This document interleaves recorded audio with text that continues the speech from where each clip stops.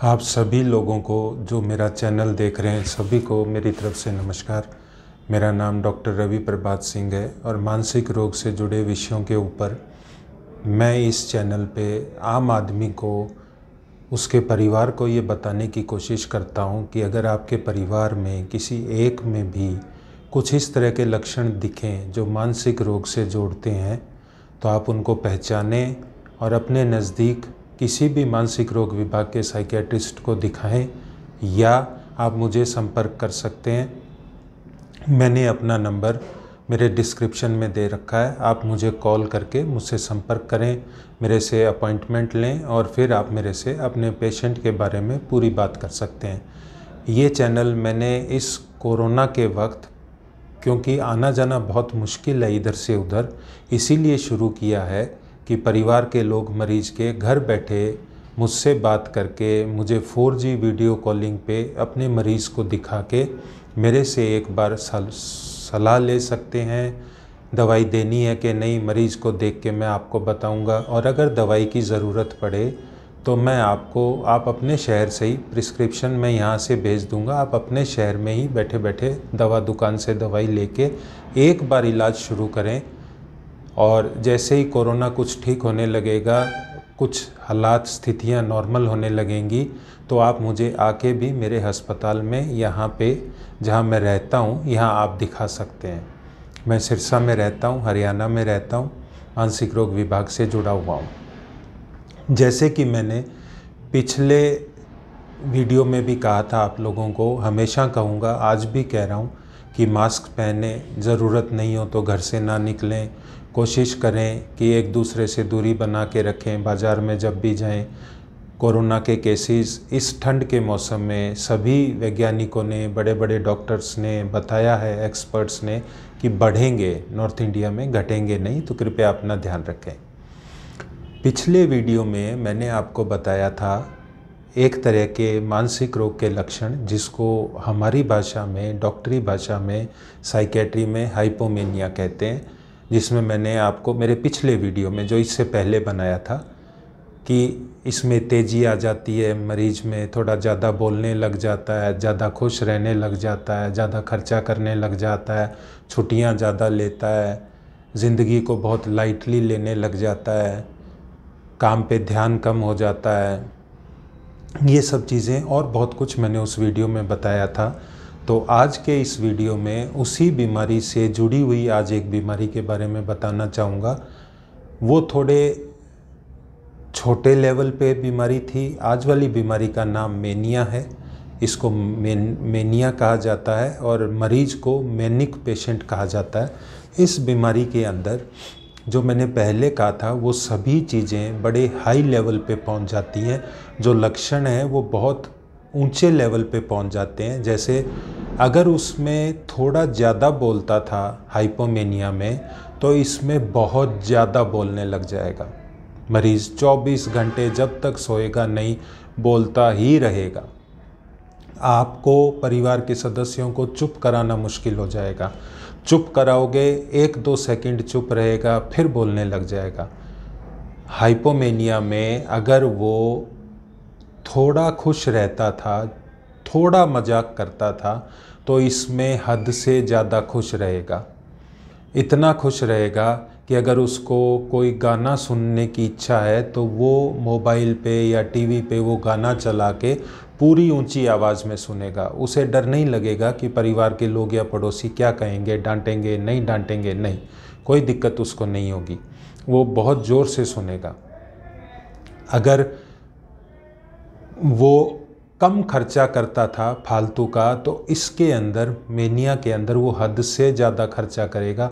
बिना बताए कोई नए बिज़नेस में उठा के किसी को पैसा दे देगा, नया बिज़नेस शुरू कर देगा। काम पे जाना अगर वो कम करता था हाइपोमेनिया में, तो अब इस कंडीशन में, इस बीमारी में जो लक्षण इतने ऊंचे लेवल पे पहुंच जाएंगे, वो काम पे जाना ही बंद कर देगा। अब जितना मर्जी डांटें, जितना मर्जी झगड़ा करें, वो काम पे नहीं जा पाएगा। और अगर चला भी गया तो वहाँ किसी न किसी बात पे, काम जो साथ उसके करते हैं उन पे शक करके या अपने बॉस से झगड़ा करके, जहाँ पे जॉब करता है, लड़ झगड़ के काम से निकाल देंगे उसको या वो खुद काम छोड़ देगा। कहने का मतलब काम कर ही नहीं पाएगा, घर बैठ जाएगा।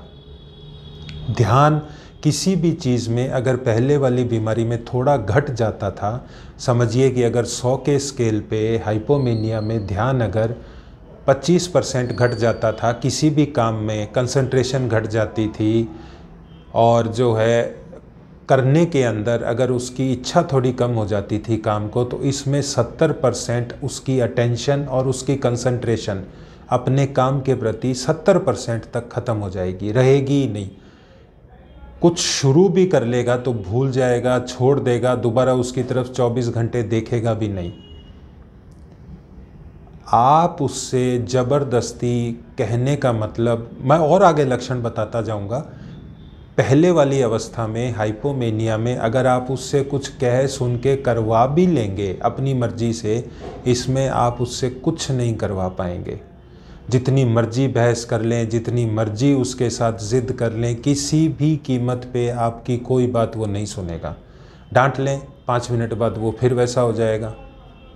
मार पिटाई कर लें तो पहले वाली बीमारी में अगर वो आपकी मार पिटाई से सिर्फ चुप हो जाएगा या आपकी पिटाई खा लेगा, तो इस बीमारी में उल्टा वो आपको मारेगा या शायद आपके मारने से पहले ही आपको पीट दे।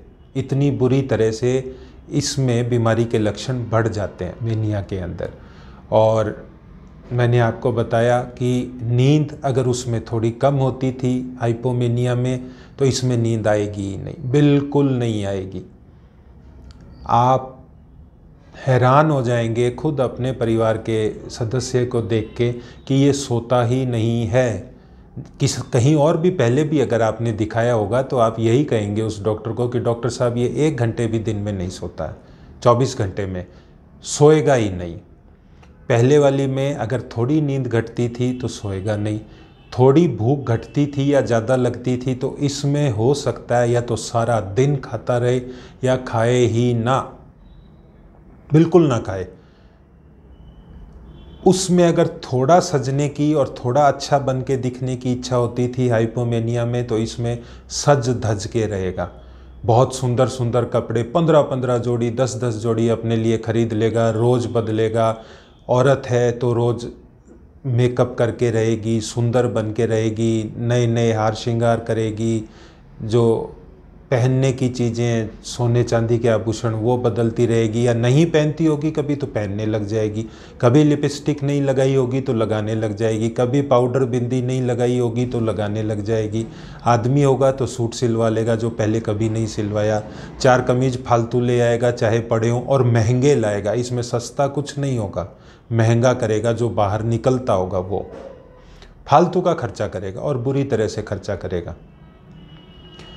अब बात आती है और इस बीमारी में क्या क्या होगा। इसमें शक वहम बढ़ जाएंगे, बहुत ज़्यादा होंगे। हाइपोमेनिया में होते ही नहीं है या बहुत थोड़े लेवल के, इसमें शक वहम हद से ज़्यादा होंगे। ख़ास तौर पे शक क्या होंगे कि परिवार के सदस्य मेरे बारे में बात करते हैं, परिवार के सदस्य मेरे को नुकसान पहुंचाना चाहते हैं, परिवार के सदस्य खाने पीने में कुछ मिला के मुझे मार डालना चाहते हैं, परिवार के सदस्य मेरा भला नहीं चाहते, मुझे हर जगह रोकते हैं। या जब भी परिवार के सदस्यों को बात करता देखेगा तो उसे यही लगेगा कि ये सिर्फ मुझे नुकसान पहुंचाने की षड्यंत्र मेरे खिलाफ बरत रहे हैं। या उसे ये शक वहम होने लग जाएगा, और जो कि ज़्यादातर देखा जाता है, एक तो नुकसान पहुंचाने का शक वहम, एक मैं भगवान जैसा बन गया हूँ, मेरी बात कहना और टालना ही नहीं चाहिए, मेरे अंदर कोई भगवान की ताकत आ गई है, मैं जो चाहूँ वो कर सकता हूँ, मैं भगवान का ये रूप हो गया हूँ, मैं भगवान का वो रूप हो गया हूँ, मैं चाहूँ तो तुम्हें भस्म कर सकता हूँ, तुम्हें नुकसान पहुँचा सकता हूँ। या उसे ये लगेगा कि जैसे प्रधानमंत्री हैं हमारे, या कोई भी किसी का भी नाम ले लेगा, उसे कुछ पता नहीं चलता है इस बीमारी के अंदर। देखो, मानसिक रोग में मरीज को कुछ समझ में ही नहीं आता है उसके साथ क्या हो रहा है। वो जानबूझ के कुछ नहीं करता है, अपनी मर्जी से कुछ नहीं करता है, उसे पता ही नहीं होता वो क्या कर रहा है। वो किसी का भी नाम लेके बोल देगा मैं वो बन गया हूँ, चाहे प्रधानमंत्री हो, चाहे उस शहर का डीसी हो, जो भी उस वक्त उसके दिमाग में रहेगा, एसपी हो, जो मैं ये कर दूंगा, मैं वो कर दूंगा, मैं कुछ भी कर दूंगा, दुनिया मेरे सामने कुछ भी नहीं है, ऐसा करेगा। और अगर नशे करने का आदी है तो नशे और ज़्यादा बढ़ जाएंगे, बुरी तरह से बढ़ जाएंगे। और नशे करने वाले व्यक्ति में अगर ये लक्षण होते हैं तो ये नशों के कारण भी हो सकते हैं और इसके कारण भी नशा बढ़ सकता है। तो मार पिटाई उस परिवार में बहुत कॉमन बात है, ख़ास तौर पे अपनी वाइफ के साथ या अपने माँ बाप के साथ या अपने बच्चों के साथ। और कभी कभी तो ऐसा होता है कि पड़ोसी तक थक जाते हैं, पड़ोसियों से भी मार पिटाई किसी भी छोटी सी बात को लेके शुरू हो जाती है। अगर हाथ में कोई भी चीज़ है तो वो आपके सिर पे या शरीर पे मारने से डरेगा नहीं, उसे डर नहीं लगता। इस बीमारी में मरीज को किसी पे भी हमला करने से डर नहीं लगता। हम लोग डरते हैं, जो नॉर्मल लोग हैं वो किसी पे मारने से पहले 10 बार सोचते हैं कि यार इसको कहीं चोट लग गई तो मेरा क्या होगा, मेरे खिलाफ़ कोई केस ना हो जाए, कहीं से ज़्यादा चोट ना लग जाए। लेकिन हमारे विभाग में किसी भी मरीज़ को अगर वो मारने पर आएगा तो वो नहीं सोचेगा कि उसने कितनी ज़ोर से मारना है, उसे कोई चिंता नहीं है, चाहे सामने वाला मर जाए, इतने ज़ोर से वो चोट पहुंचाएगा। तो अब शक बहम बता दिए। इस अवस्था में हर वो चीज़ जो थोड़ी थी पहली अवस्था से मेनिया के अंदर बहुत ज़्यादा बढ़ जाएगी। कहने का मतलब मरीज घर पे काबू करना मुश्किल हो जाएगा, आप मरीज घर पे काबू नहीं कर सकेंगे, नहीं संभाल सकेंगे। घर से चला जाएगा बिना बताए, आएगा ही नहीं, एक एक दिन 2-2 दिन किसी दोस्त के पास रुक जाएगा। अगर आएगा तो अचानक रात को आएगा, अचानक रात को निकल जाएगा, पूछोगे तो कुछ बताएगा नहीं। दुनिया से, रिश्तेदारी से, दोस्तों से पता चलेगा कि आपका सदस्य परिवार का 2 दिन पहले कहाँ था, क्या कर रहा था। कभी कभी बहुत ज़्यादा श्रृंगार करेगा या नहाना धोना ही भूल जाएगा, अपना ध्यान रखना ही भूल जाएगा, खाना पीना ही छोड़ देगा। वो हर मरीज में उस वक्त की अवस्था अलग अलग होती है, खाने से लेके नींद से लेके सजने तक की बात में अलग अलग मरीज में अलग अलग लक्षण होते हैं। और कुछ मरीजों में इसी तरह की एक बीमारी और पाई जाती है, क्योंकि ये मिलती जुलती चीज़ें हैं, इसलिए अलग अलग बोल के फ़ायदा नहीं, जिसमें मरीज हर तरह से आपको नॉर्मल दिखेगा लेकिन उसे कई महीनों से या कई दिनों से, कम 2 से 3 महीने से लगातार सिर्फ शक होगा। बाकी आप देखेंगे कि इसमें और कोई दिक्कत नहीं है डॉक्टर साहब, इसे सिर्फ शक होता है। उसमें शक सबसे ज़्यादा इस बात का होगा कि लोग मुझे नुकसान पहुंचाना चाहते हैं या लोग मेरा भला नहीं चाहते। लोगों में परिवार के लोग भी हो सकते हैं, लोगों में रिश्तेदार भी हो सकते हैं, पड़ोसी भी हो सकते हैं, कोई भी। शक इस बात का सबसे ज़्यादा कि लोग मेरा नुकसान पहुंचाना चाहते हैं। अच्छा, इसमें फिर अगर घरवाली हैं या घरवाला है तो ये शक होगा कि इसका कहीं ना कहीं जो है किसी और के साथ कोई अफेयर है, इसलिए ये मुझे नुकसान पहुंचाना चाहती है। या इस बात का शक होगा, सिर्फ शक होगा और कोई तकलीफ़ जो मैं अब जो बता रहा हूँ इसे डिल्यूजनल डिसऑर्डर कहते हैं। है मिलता जुलता इसलिए यहाँ बोल रहा हूँ, सिर्फ डिल्यूजनल डिसऑर्डर कहते हैं इसको। इसमें और कोई नई बात होती है, सिर्फ शक होता है कई महीनों से लेके कई सालों तक का। शक में मैंने आपको बता दिया, दूसरों पे शक करना, घरवाली पे या घरवाले पे शक करना, या उसे ये लगना कि उसके शरीर के अंदर कोई ना कोई एक ऐसी तकलीफ़ है, कोई बीमारी है, 24 घंटे इसी बात में उलझा रहेगा शक में ही कि उसके शरीर में कोई तकलीफ़ है जो दुनिया नहीं समझ पा रही है। ये इस तरह का शक हो जाएगा कि मेरा शरीर ही खराब हो गया है और कुछ नहीं होगा। नींद भूख थोड़ी बहुत कम हो सकती है और कोई ज़्यादा इसमें नहीं होगी। अब शक क्या होता है, सबसे बड़ी बात शक क्या होता है। शक के अंदर क्या होगा कि शक होता है एक तो जो समझाने बुझाने से भी एक ऐसा वहम जो उसे छोड़ के परिवार में किसी और को नहीं होगा। जितने मर्जी सबूत दे दो वो किसी बात को नहीं मानेगा कि जिस चीज़ का भी वो शक कर रहा है वो झूठा है। वो सिर्फ उस मरीज को होगा जो शक, परिवार वाले जो सबूत दे दें वो नहीं मानेगा कि ये सच है, ये सही है, जो भी है। और ये फिक्स रहेगा, मतलब 2 मिनट, 4 मिनट, 6 मिनट, 1 दिन, 2 दिन नहीं, दिनों से लगातार फिक्स रहेगा, रोज़ उसे ये बात उठाएगा, उसको वो उठाएगा मरीज कि मुझे इस बात पे शक हो रहा है कि तुम ऐसे हो। इसमें सिर्फ शक की बीमारी होती है और इसमें कुछ नहीं होता। तो हाइपोमेनिया हो, चाहे मेनिया हो, चाहे डिल्यूजनल डिसऑर्डर हो, अगर आपके परिवार में इस तरह की किसी को कोई दिक्कत है, आप मान के चलें आपके मरीज को इलाज की ज़रूरत है, दवाई की ज़रूरत है, उसे साइकियाट्रिस्ट को आपको दिखाना चाहिए। अब हमारे हिंदुस्तान में मानसिक रोग का ज़्यादातर इलाज और पहला इलाज साइकियाट्रिस्ट नहीं, जो टोना टोटका करते हैं, जो ताबीज़ बांधते हैं या कोई पूजा करवाते हैं या झाड़ फूंक करते हैं, चाहे वो किसी भी तरह का इलाज हो, कहने का मतलब मेडिकल इलाज ना लेके देसी इलाज की तरफ जाते हैं, जिसमें वक्त ज़्यादा लग जाता है और बीमारी ठीक फिर भी नहीं होती। मानसिक रोग की तकलीफ़ बार बार आती है, किसी को ज़िंदगी में 2 बार 3 बार आएगी, किसी को हर 6-6 महीने पे हो जाएगी, किसी को 5-5 साल एक बार ठीक करवा लो डॉक्टर से, तो होती ही नहीं है। कुछ लोगों को ज़िंदगी भर बीच बीच में होती रहती है। तो इसमें अलग अलग अवस्था, अलग अलग घर के हालात पे है। तो इलाज करवाने की बहुत ज़रूरत पड़ती है। इसमें लगातार दवाई देने की ज़रूरत पड़ती है, परिवार को संयम रखने की ज़रूरत पड़ती है।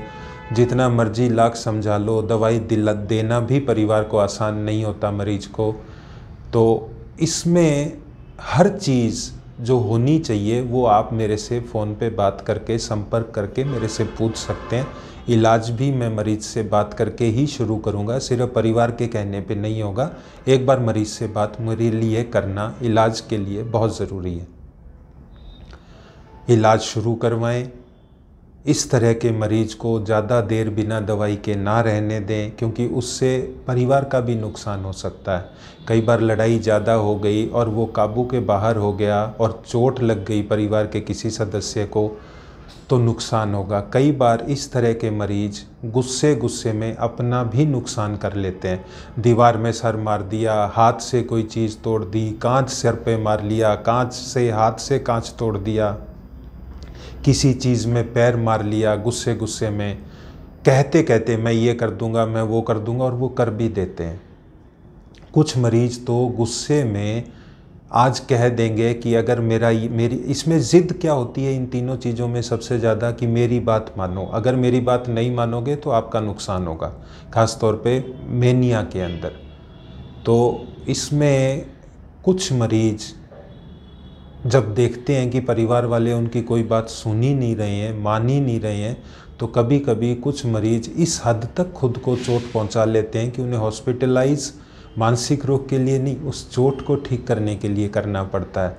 हाथ टूट जाते हैं, टांके लगवाने पड़ते हैं, प्लास्टर बंधवाने पड़ते हैं, कई बार परिवार के सदस्य को भी बंधवाने पड़ते हैं, क्योंकि उन्हें भी बराबर चोट लग जाती है, मरीज़ को तो बंधवाने ही पड़ते हैं।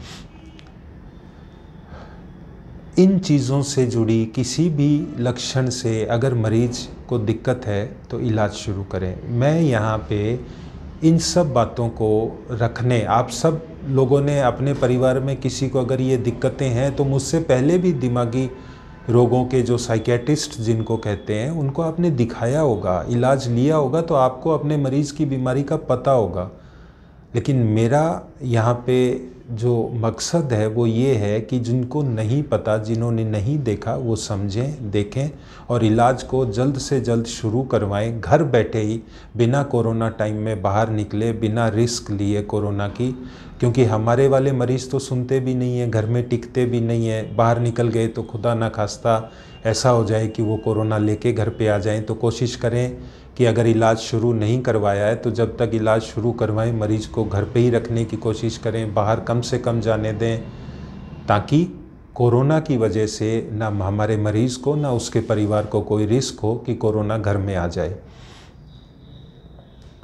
कोई भी सवाल, कोई भी अगर आप कुछ पूछना चाहें किसी भी मानसिक रोग के ऊपर, मुझसे फ़ोन पे बात करके आप पूछ सकते हैं। 7015888610 जो डिस्क्रिप्शन में भी मैंने दिया है मेरा मोबाइल नंबर, 7015888610 पे आप मुझसे बात कर सकते हैं।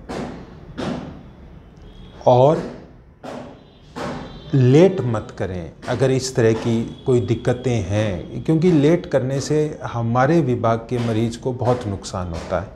उम्मीद करता हूँ आपको ये वीडियो समझ आया होगा। मैंने जो लक्षण बताए, अगर परिवार में किसी को हैं तो आपको समझ आया होगा कि ये मानसिक रोग विभाग के लक्षण हैं और इनको हमें किसी भगवान से, किसी ऊपरी शक्ति से, किसी जादू टोने से नहीं जोड़ के देखना चाहिए। ये वाकई मानसिक रोग होता है। पुराने ज़माने में लोग नहीं मानते थे, अब भी नहीं मानते हैं। लोग कहते थे इसमें भगवान आ गया है, कोई शैतान आ गया है, कोई इसके अंदर ऐसी ऊपर से कोई भेजी ताकत आ गई है कि ये नुकसान करके रहेगा, या ये भूत बन गया है, इसके ऊपर तो जादू टोना ही असर करेगा। लेकिन होता कुछ नहीं है। ये मानसिक रोग है, दवाई से ही ठीक होगा और किसी चीज़ से ठीक नहीं होगा। दवाई से जल्दी ठीक होगा, ठीक रहेगा। बीमारी को जितनी पुरानी करेंगे उतनी ही ज़्यादा लंबे समय तक दवाई दी जाएगी। बीमारी को अगर बहुत जल्द डॉक्टर को दिखा देंगे तो दवाई थोड़े दिनों तक चलेगी। सोचना आपने है, तय आपने करना है। मेरा काम सिर्फ इस चैनल के माध्यम से अपनी बात आम आदमी तक पहुंचाना है कि मानसिक लक्षण कैसे पहचाने जाएं। आप सभी लोगों का बहुत बहुत धन्यवाद। आप सभी लोगों को फिर से एक बार एक डॉक्टर के नाते कह रहा हूं, कोरोना काल में अपना ध्यान रखें। कम से कम बाहर निकले तो मास्क पहनकर निकलें और जितना हो सके दूरी बना के रखें। अपने परिवार और अपने लिए लापरवाही मत बरतें। आप सभी का बहुत बहुत धन्यवाद। नमस्कार।